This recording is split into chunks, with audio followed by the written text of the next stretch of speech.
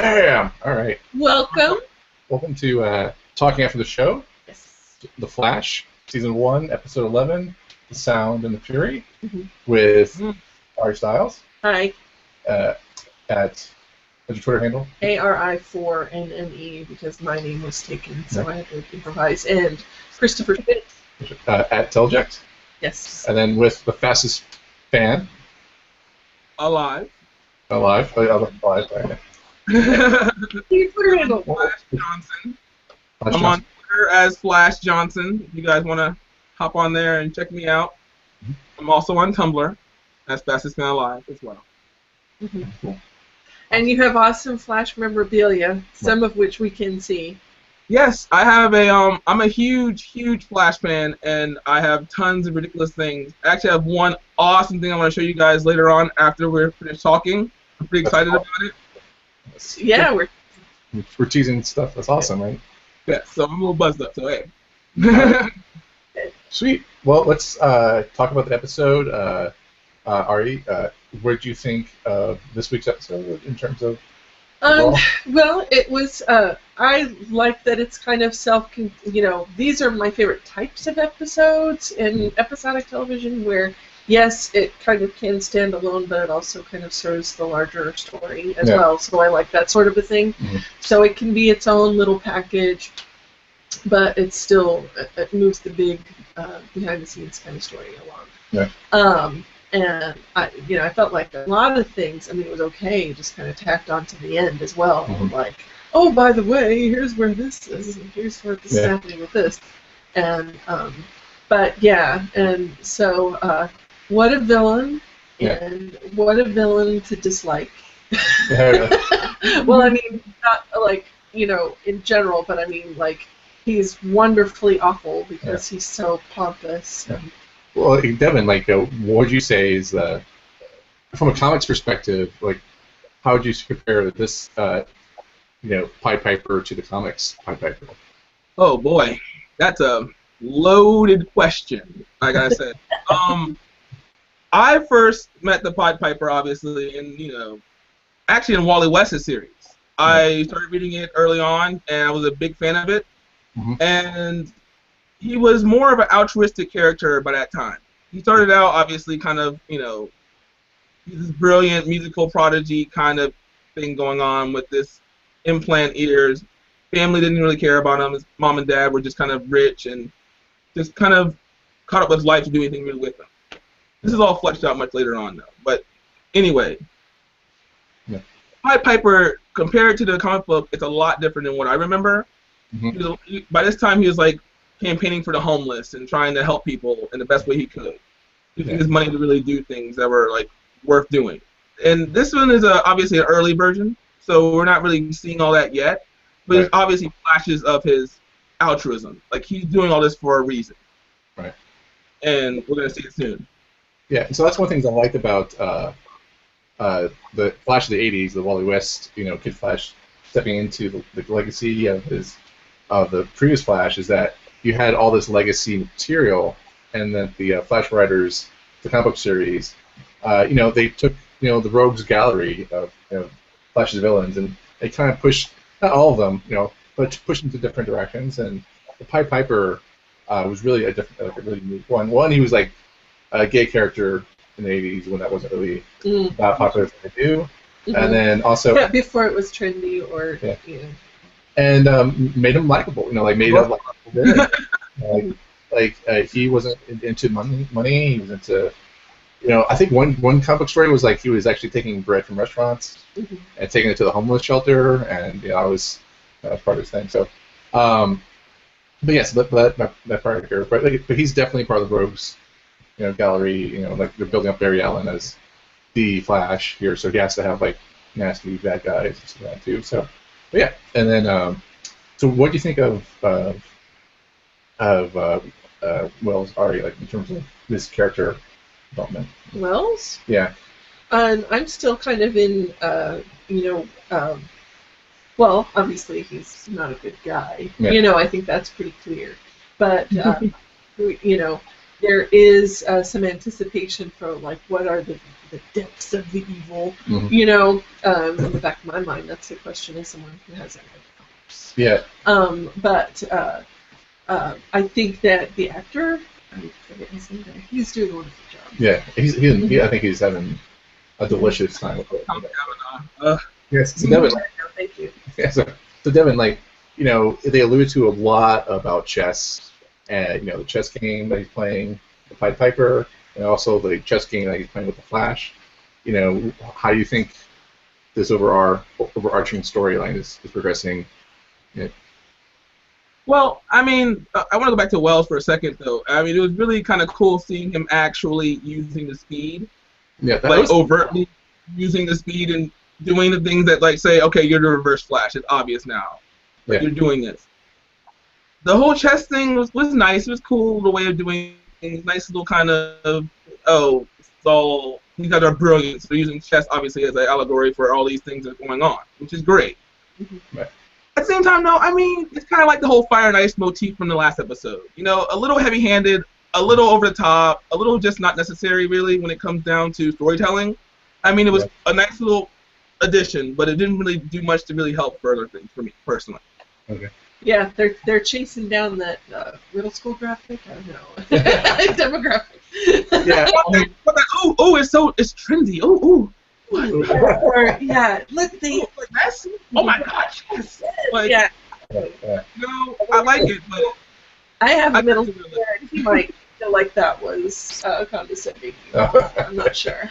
yeah. I mean, I felt like I was really happy with the storyline until like the very end, because he chose the Battle of the Flash at a toll bridge on top of a dam. That is like the worst place to put a toll bridge. I mean, what? And then to have Pied Piper go against people paying tolls. Mm-hmm. I mean, that's just straight up villain right there. That's just Mm-hmm. I hated him after that part. It's like, Mm-hmm. but then I love that. I'm glad he took out the toll bridge, but like people in the cars, man. Yeah, it's, for me to hear the two of you as people who are readers of the comics, I mean, you know, I think it's interesting having, I'm justifying myself, but seeing somebody who hasn't read and that stuff, and just like, you know, head on looking at this character and be like, oh, nothing redeeming, and for you guys to actually tell like, oh no, actually in the canon, there's plenty of things that are redeeming about him. Yeah. Okay, sure. You say so, because he didn't do anything that I like. You know. Well, A little bit. I mean, it's definitely showing flashes of of going in that direction. He's definitely is doing it for the right reasons. Just doing it the wrong way. Yeah. Mm-hmm. That's kind of what all the roads really are. They all have these screwed up misconceptions about life and things and how things work. Like Captain Cole, his whole rule of list of things, you know, don't do this, don't do that, don't do this. Yeah. It's not don't steal, it's not don't lie, it's not don't cheat, it's the don't kill cops, you don't have to, you know, don't attract attention of, you know, it's like, they're all so screwed up to the hilt that it's fascinating to watch it kind of unfold. Yeah. Yeah, I think what's we have the burden of reading the comics in such a way, and that it's sort of like jazz, and that we see the stuff that's coming, but that's not being shown yet, and so it's like we have this burden of like, oh, we know what could happen, right? But and so we're blinded to the fact of what is being shown, so we're not really like seeing like so we're kind of like really biased towards the show. Yeah, so as someone who's just a viewer, I mean, it's going to take a lot for me to accept him as an anti-hero, or you know, like he's really going to have to, not a complete 180, but there's going to have to be a lot more if they're going to win me over as like, well, there are some redeeming qualities around this guy, because they showed absolutely none of it. Yeah, I mean, like his goal for this episode was, like, it was, you didn't know what his goals was, like, you know, I thought it was like the red herring was like he wanted Wells to apologize, right? But it turns out like he just was cold killer. He wanted to kill the Flash, like the pet of, you know, Henry Wells. And I thought like that it's a very rogue thing, you know. It's very well. It's also kind of like secretly jealous, pathetic kind of a thing to do. Yeah, like you know, snotty thing. Yeah. So, so much secret though, really. When it comes down to it, he's sitting there saying, "Oh, send your red shining knight to come stop me." You know, send your new friend. Like every person, they're kind of establishing whether it makes sense or not in their brains. These psychoses that are just obsessions with the Flash. Yeah. Coming up here, there.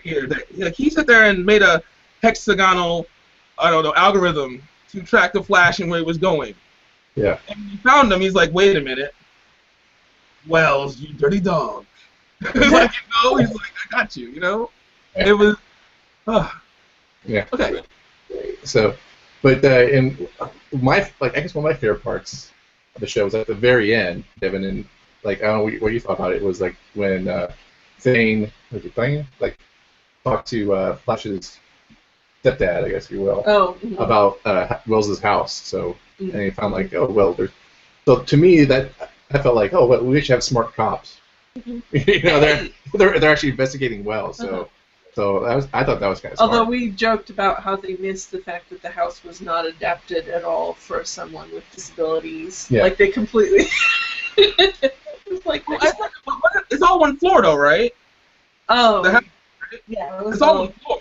So he came in and I'm not trying to poking whatever. I'm just trying to say I kind of look at that too. I was thinking, well, like is he really going the full way with it? Because he said that he didn't really invite anyone over. No friends really came over. No one really knew where he lived.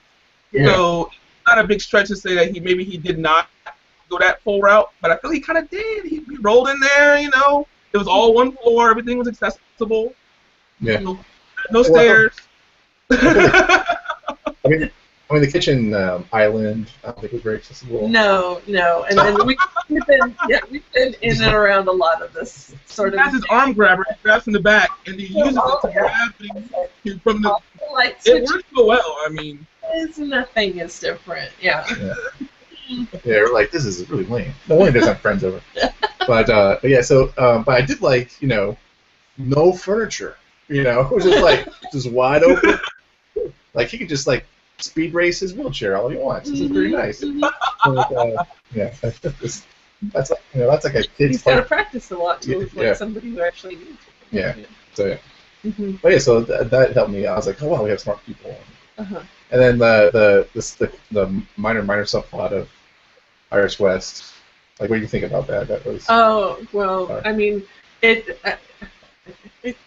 I'm waiting for this to annoy me less, frankly. Yeah. I mean, I like Iris as a person, but I'm waiting for her naivete to not be necessary in order to move the plot forward. I'm like, if she's so smart, would that be okay? Yeah.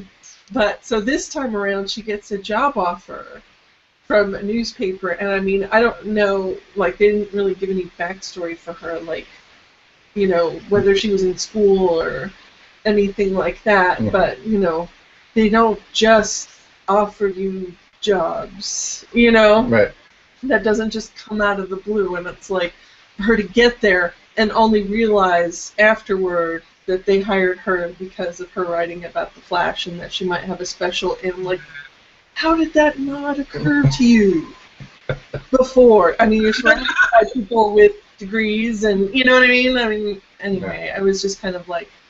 And your dad's a cop, too. Yeah. It's like... I'm just that weird, like, fanboy who was just fascinated by the fact that they included Mason Trowbridge. Yeah. Who, remember, was a random, very, very random supporting cast member from Wally West's. Yeah. Remember, he was a sidekick of the Clipper back in like the 1940s or something, like a weird kind of odd guy. And then later on, he helps the Flash in various adventures. It's a nice little Easter egg for the longtime fan. It really was. Yeah. And so like, I'm not sure, he was more. I wouldn't say he was a construction worker type guy, but yeah, he was. He was like kind of like the Watchmen era, like we were like the 40s, I guess, and 50s. Like he would just be really crazy, like just have guns and shoot up people. And, well, he carried the ammo for the Clipper. He was a 1940s like era crazy guy, and he carried his ammo as a kid. And he was so fascinated with the fact that this guy who didn't really need to take any kind of interest towards a child, especially a slum kid, was actually caring about him. And so later on, he meets Wally West when he's living in an apartment, and Wally West has lost his fortune, which is another long, crazy story. Yeah. He won the lottery, lost a lot. Yeah. Anyways, it's a cool little Easter egg again, and it's not like big, but it's fun to kind of hear the name come up. There wasn't Trollbridge in the show; it was Mason Bridge. At the same time, it was still good. It was awesome. Yeah. Well, I think that the title of the company is like Picture News or something like that, or Picture News, and which I think is just funny. Like I don't know, it's like they're purposely trying to be vague about the media, that medium or that they do. So because I don't remember anything about Picture News. I could be wrong, but I have to go back to the comics to find out what Iris West's job was. That I don't know either. I mean, honestly, I wanted to research it a little earlier, but I was just running on time, and I was like, nope. I'm gonna write down these little notes and do my thing.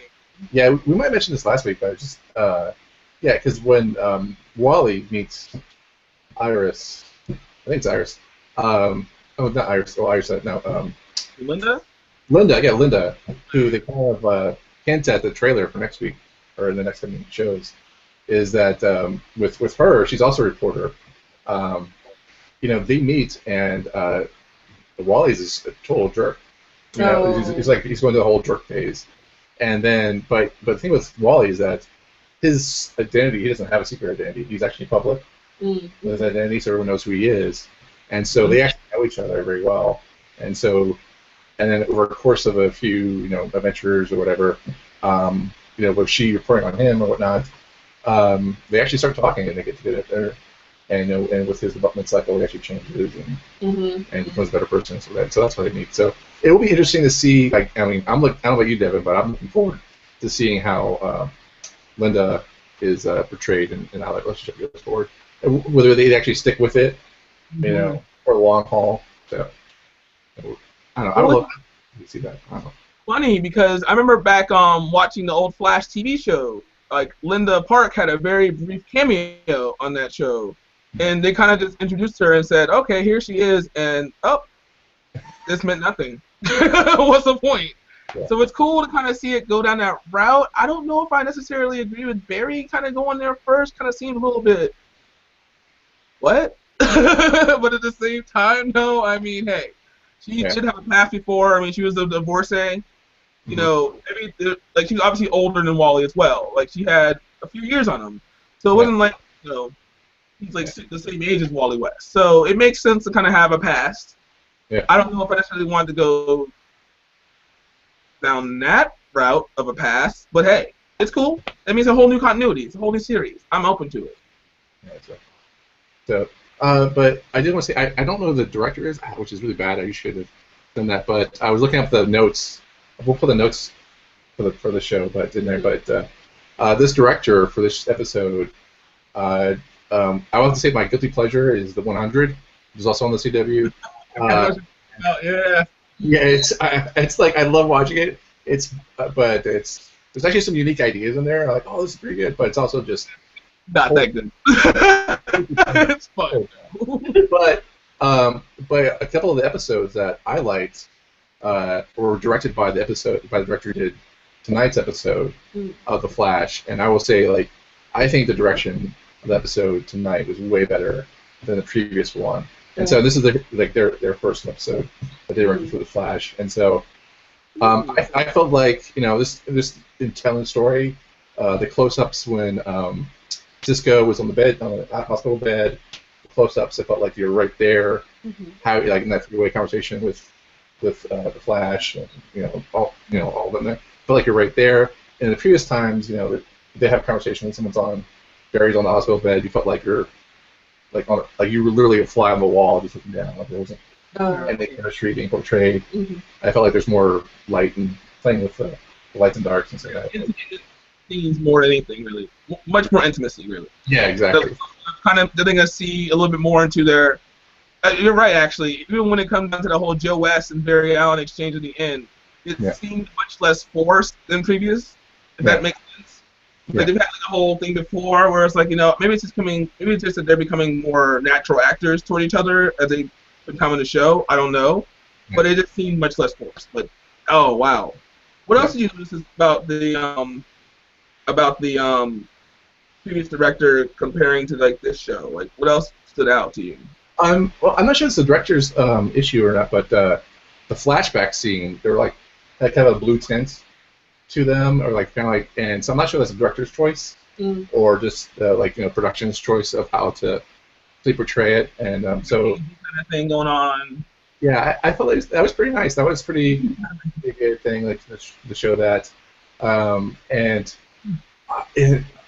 not that it has anything to do with directing, but I felt that the angle we saw of the Pied Piper with the camera looking down into the cell, I felt it was like very claustrophobic, like the angle of it, because in the previous episodes when we see like a villain trapped into that like cyclone prison cell, you're like, it was like straight on shot, and you're like, oh, whatever, you're in a prison cell, whatever. But if you just see like this 6 by 6 foot cell, you see all the space that Pied Piper is in, you're like, oh, I'm gonna be trapped in this glass dome forever. Then my second thought is, where do you go to the toilet? Where's the toilet? I have no idea where the toilet is. So, right? Yeah. So that was my second thought. But then, where did the food come from? That's what I was wondering. Where's the food coming from? Like, is there like a little slot they like press a button for? Like, are they actually like chopping up some gourmet meals or whatever in the back? Is Cisco cooking these up? I mean, what's going on? Relabel the slots is all I'm saying. In, out. In, out. Wait, in me or out of me? Wait. That was unfortunate, but you know what I meant. Yeah. I know exactly, yes. So. Position trouble. But, okay, so I want to make one more thing for you guys real quick, though. Like, the appearance of the Pied Piper, what did you guys think about the appearance? Like, how did he come across to you? I thought Harry Potter meets Green Goblin. I'm sorry. I thought it was the lightweight version of Arrow. Like the wannabe, like the fanboy. It kind of did have a little bit of a slapdash thing going, because there's so many people. Because, the particle accelerator thing still just barely happened, really, in the timeline of all things. And so all these people have still relatively new powers or whatever. And so for them to come up with a look and everything, I think by this point would be a little bit premature. So I think he had a good on the way to having an outfit. Right. Yeah, I mean, that's amazing because, like, these you gotta give these supervillains credit, right? They discover a weapon or their superpowers, and then they're like, you know what? I could just go out and commit a crime. But first, I'm gonna think about it. Then 2, I'm gonna get a really cool outfit. Get my look. I mean, you gotta treat yourself, right? You gotta go out there. So you have to go out there. All the way. If you're gonna make if you make like Sonic Gauntlets, right? Yeah. Sonic Gauntlets. Like you've made these things. You've designed these Sonic Gauntlets, and you've also like added implants to your ear hearing aid. Like you have these things going down. Yeah. But you can't figure out how to get to a good tailor? I don't understand. I mean, you got money, dog. You got mad cash. I'm sorry. Real cool going down, like a real mask for one. Like contact lenses, maybe. I don't know. I mean, I'm gonna fight crime. I don't want to wear glasses. The face. Like, what's going on? If the Flash didn't have his team, he wouldn't have that suit. Yeah. Because he wouldn't go out and make one, or at least. But Hartley's a genius, though. Hartley's a genius on his own right. Like he's not like Barry. Barry's kind of like a prodigy, not a prodigy per se, but he's smart. Yeah. But he's not on the level of Hartley Rathaway. Right. Yeah. Yeah. So yeah. I don't know. I'm just saying. In the old comic book with Barry, that all the robes actually go to a tailor who would actually make their outfits. Yes. Thank you for picking up on that. So, I meant it for a reason. Sorry, I said it for a reason. So it was, and the final issue from Barry Allen, it was actually they had a nice little homage, and like all the old robes had to come back and for one last time, I guess, get. All this makes me wonder if Brad Bird is secretly a Flash fan. Rose Revenge? Because the Incredibles had similar color scheme, and they all went to a tailor. Right. Yeah. Yeah. Okay. Yeah. Exactly. So, but I think with this episode, there's like a couple things I didn't gel. Like I liked everything until like the last 15 minutes, where like everything came down together. But one thing I did not like was like, okay, so you had Pied Piper, the initial battle. He destroys cop cars or whatever, and then you go to commercial break, come back, and he's just going to like walk into Star Labs to deliver Pied Piper. I'm like, the police are okay with this? Exactly. Where did he end up? Is he just gone? I just like, you just like walk in there, like they're like, hey, does anyone know who the Flash is? Because he's got our criminal, you know, like he attacked all the property and so many suspects he has in his custody. I don't understand how this works, you know. Yeah, if anything, if I was Pied Piper and I busted out, I would just call the cops and I would just tell them like, hey, Wells just arrested me against my will, like kidnapped me. Like people would arrest him, and then his vengeance is complete. Right? Yeah, you got him. And then you just lawyers because you're rich, and then you're done, right? Yeah, but then he doesn't get to do his fun villainy. I'm not saying this last half hour is boring. Isn't boring? It is, but Not rich. it's long. Remember his parents, the whole coming out thing. Yeah. He's not like so rich anymore. The coming out thing kind of ruined all that. So. Oh, okay. Right. Which I do want to say also, I do like how they kind of understated it a bit. They didn't really throw it out there like a big thing. Yeah. Because the comic book, when that came out, it wasn't a big thing either. Like, Wally was just kind of talking to Pied Piper and, like, saying, hey, you know, you like men? He's like, yeah, I like men. He's like, aren't you worried about this? He's like, no, not really. I do the best I can to do what I can do, and that's it. And it was really cool how they kind of just said, oh, he came out. That was it. Boom. Yeah. Didn't go into this whole big thing. Wasn't that whole, you know, special, you know, Saturday afternoon special type thing or anything, you know. Right. Yeah. Completely. Yeah, it's just like, okay, moving on. Mm-hmm. Yeah, and so it's kind of like what DC's was, kind of what they're known for, pretty much. Mm-hmm. I think, like one of the things they're known for. I mean, Superman, Batman being some of the other ones, but yeah. Yeah. But being socially forward-minded is one of the things. Platformer. Yeah. So yeah. I'll get your soapbox out. Yeah. Uh-huh. But yeah, so I mean, that's all I had to say about. Do you have anything else you want to mention about the show? This episode. Who do you guys want to see next? Who are you guys looking forward to seeing like next? Any villains? Any person you want to see pop up at all? No, I mean, I'm really happy with the pace of the overreaching story and how it's developing. I think there's actually 2 more episodes left, maybe. Oh, really? Yeah, I'm not really sure there's any more episodes. I was checking the references, and I was like, oh, there's not many episodes left. So. Wow. But yeah, I could be wrong on that. But I just hear that actually. Yeah. So I think they ordered 24, but so I don't think we've reached 24 yet by a long shot. But I only saw listening for show titles, and there were only 2 more episodes out. So so they could be taking a break or something like that later on. But I was really surprised by how fast they're going with it.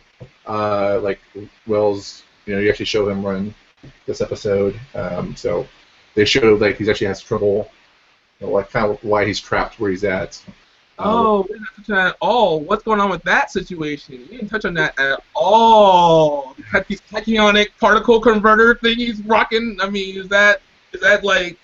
Yeah. We always see the speed seizures. Obviously, you know, he's obviously losing his speed. He can't control it. Can't contain it. So what's going on with that? Yeah. So like to me, it was like that's why he's interested in the Flash. Like he's the one who's tapping the Speed Force. Biology. That's why he's interested in keeping him safe, making sure he goes through a nice timeline, and also training him to be bigger and faster. That way, that he becomes the biggest conduit for the Speed Force, and therefore he can take it over and help him back more stabilized with the Speed Force. And so that goes back to last week's episode when Devin talked about how Reverse Flash can do anything to Barry, except kill them. And so because without Barry, then he's still trapped in the planet. Now, are we kind of on that same page then that the Speed Force does exist in that whole reverse and positive, negative, positive thing? Are we on that same page then? Maybe, well, I don't know. I'm thinking maybe, but I don't know. You don't know. I mean, I don't know. I don't know. I think Wells is. I think I'm not sure if Thane is going to be Reverse Flash as well, but I love the idea of the reverse flash not being tied to the Speed Force, but tied to time, if that makes sense. Is that he actually moved forward and backwards in time, so it's not him being running fast per se, but just going fast. Hunter's element. Yeah, Hunter's element. So that's what I understood in oh boy. Yeah. Oh my gosh. What? Sorry, I just remembered back in the Silver Age when the Reverse Flash first got his powers, they weren't internalized. Yeah. Like he found a time capsule type thing that contained a old Flash costume, and he took that and he used like some ionized something or other to extract the amount of whatever, and that's what turned the costume actually the reverse color. Okay. And that's how he actually used his abilities for the longest time. He actually had to wear the suit to use his abilities. Okay. Kind of. I don't know if that's the way to go. I don't. Wow. Okay. Well, I want to show you guys at least one more thing before you guys roll out. I know we're getting to that point. Well, now I have homework. I have to go read Reverse Flash, Silver Age, because I've never done that before.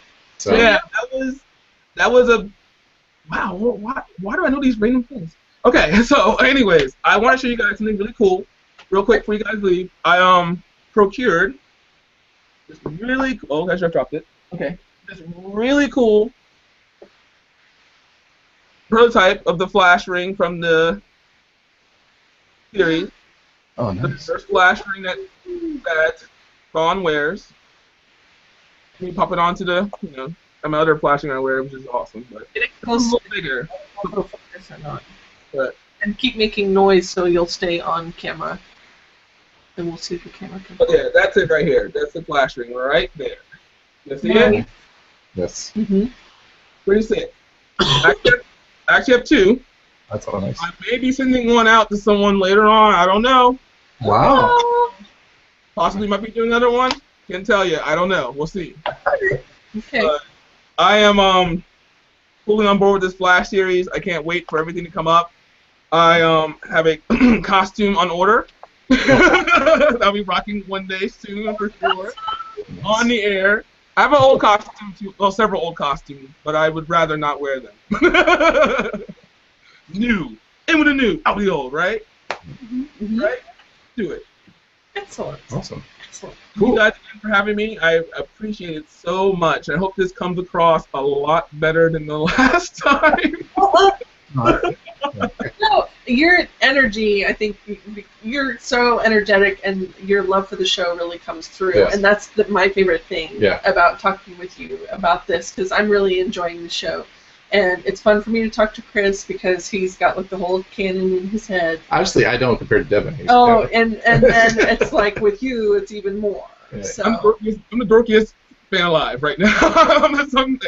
Yes. Kelson's who you want to talk to about real. Kelson Becker is a dude. He's like, and when it comes to the rogues, Yeah. Oh man. killed it. Well, we're gonna get them on. So we're also part of speedforce.org. Oh, okay. So we got definitely give a shout out to that website, speedforce.org. Yep. All things Flash. That includes the TV show, comic book, the digital comic book, Flash Season 0 is out there, and all things like action figures, statues. I mean, they cover it all. So even reprints, stuff like that. So and it's great. So Okay. speedforce.org. Devin, how can people find you on the web? Fastest Fan Alive, fastestfanalive.com. It's my it's where I usually post things. I'm getting back into the groove of things.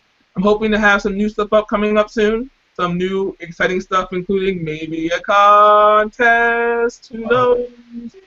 This Flash ring needs to go somewhere. I don't know where. It gotta go somewhere. But other than that, I'm on Twitter as Flash Johnson @FlashJohnson, and I'm pretty much on Facebook also as Fastest Man Alive. So pop on, check me out, see what my awesome stuff I got. I'm going to show some more stuff off later on for sure. I want to show you some more stuff later on next week for sure. I hope I don't talk too fast for you guys. The whole Flash thing is like internalized now, so like I'm just blah, blah, blah. So I apologize if I talk too fast or if I'm crazy. Maybe I'll make some subtitles next time. I don't know. We'll see. All right. But you guys are amazing. Thank you so much. Yeah, we'll hope to see you next week. And then Yes. and Ari, yeah, we'll be following you on online? Well, my site is not doing very well right now. It's wheezing along, so I'll just say Twitter, ARI4NNE is my Twitter handle. So people can find me there. Cool. And I'm Christopher Schmitz. You can find me at online at Teleject on Twitter. And this is talkingaftertheshow.com. And you've been talking after the show. Yes. So anyway, we'll see you guys next week. All right. Thanks, everybody. Take it easy, y'all.